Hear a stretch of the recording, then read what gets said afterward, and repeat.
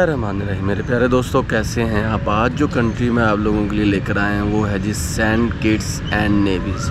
इसको the federation of Christopher भी बोलते हैं। दोस्तों, ये वेस्ट इंडीज़ में दो जज़ीरों का एक नाम है।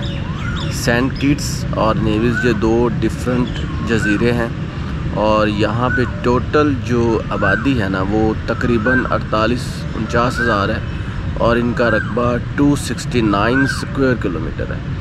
इसको 1493 में क्रिस्टोफर कोलंबस साहब यहाँ पे आए थे और उसने पहली दफ़ा पहले यूरोपियन लोगों का यहाँ पे आने में पहला किरदार अदा किया और वो पहला बंदा था जो यहाँ पे आया।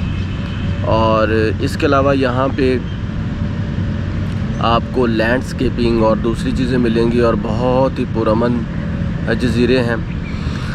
तो दोस्तों, जहाँ तक बात करें ना इसके वीज़ा की, तो इसका वीज़ा फ्री है, उसकी कोई फ़ीस नहीं है। लेकिन उसको अप्लाई करने का तरीका ये है कि आपने एक वेबसाइट है जिस पे अभी मैं आपको लेके जाता हूँ, उसके पोर्टल पे लेके जाता हूँ। आपने वहाँ पे जाके पूरा प्रोसेस करना है। और मैं अगेन ये कह रहा हूँ, फॉर पाकिस्तानी इसकी वीज़ा फ़ीस नहीं है। लेकिन अगर आप वीज़ा ऑन अराइवल जाके वहाँ पे स्टिकर लगवाएं तो $50 तक इसकी फ़ीस है।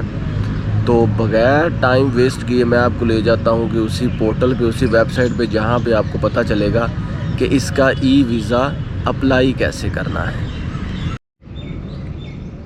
ये है दोस्तों Saint Kitts and Nevis e visa का पोर्टल। इसको आपने करना है जी क्लिक। सामने कुछ इस तरह का पोर्टल ओपन हो जाएगा, ठीक है।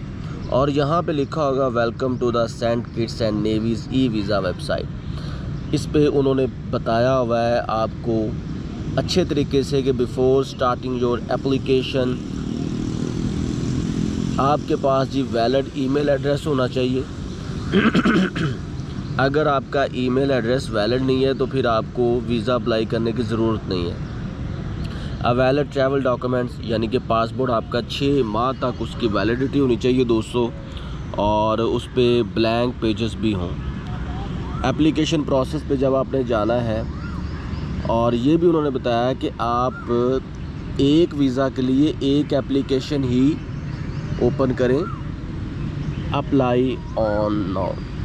जब आपने अप्लाई नाउ पे करना है ना क्लिक, तो आपके सामने ये एक पूरा पर्सनल इन्फॉर्मेशन का बायोडाटा आपने यहाँ पे फिल करना है। इसके दोस्तों टोटल 4 स्टेप हैं।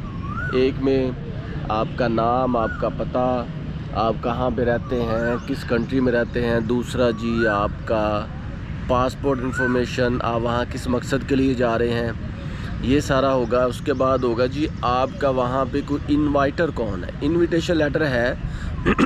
अगर आपके पास इनविटेशन लेटर ना हो तो आपने वहाँ पे होटल बुकिंग का जो एड्रेस है, जहाँ से आपने होटल बुक किया है, उस होटल का एड्रेस आपने डाल देना और उनका नंबर। उसके बाद फाइनल स्टेप होगा और फिर आपकी जो एप्लीकेशन है वो सबमिट हो जाएगी और उसके बाद आपको 1-2 दिन के अंदर अंदर वीज़ा मिल जाए। 2 चीज़ें हैं जी इसके मतलब। पहली बात तो ये कि इसके सिर्फ 2 से 3 डॉक्यूमेंट्स चाहिए। पहला आपका पासपोर्ट, दूसरा आपके पास कंफर्म रिटर्न टिकट, तीसरा आपके पास होटल बुकिंग इसलिए कि आपको वहाँ पे एड्रेस पुट करना होता है। इसके अलावा कोई डॉक्यूमेंट नहीं चाहिए, ठीक है। और आपकी वैलिड ईमेल, अगर आपकी ईमेल वैलिड नहीं है, यानी कि उस पर मेल्स नहीं आती, तो आप अप्लाई ना करें। दूसरी बात ये है कि इन तमाम डॉक्यूमेंट्स को जब आपने वहाँ पे अपलोड कर देना है, उसके बाद 2 से 3 दिन के अंदर अंदर आपको ईमेल आ जाएगी। और एक चीज़ ज़हन में रख लें, सेंट किट्स एंड वीनस जाने से पहले कि आपको वहाँ पे उनका तमाम एटमॉस्फेयर पता हो, और वो वेस्ट इंडीज़ में यहाँ से बहुत दूर है। मिनिमम 5-6 लाख की आपकी कंफर्म रिटर्न टिकट होगी। आप यहाँ पे अप्लाई करने से पहले टिकट्स की मालूमात ज़रूर ले लें। ये ना हो कि आप वीज़ा अप्लाई कर लें और एयरपोर्ट पहुँचें और वहाँ से जाकर टिकट ढूंढते फिरें। आप टिकट को पहले कंफर्म करवा लें, पूरे प्लान के साथ जाएं, और आपके पास मेरे नज़दीक कम अज़ कम पाकिस्तान का कुछ 4-5 लाख रुपए वहाँ पे 10-12 दिन के लिए होना चाहिए।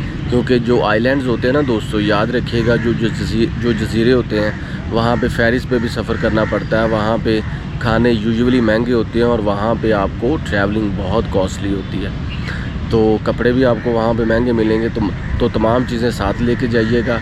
और as far as me is concern, मैं कोई वीज़ा एजेंट नहीं हूँ, ना ही मैं कोई लॉयर हूँ। मेरा काम होता है दोस्तों आपको ट्रू गाइड करना, तमाम डिसीजंस आपने खुद ही लेने होते हैं। तो चैनल को सब्सक्राइब करना मत भूलिएगा। Thank you so much.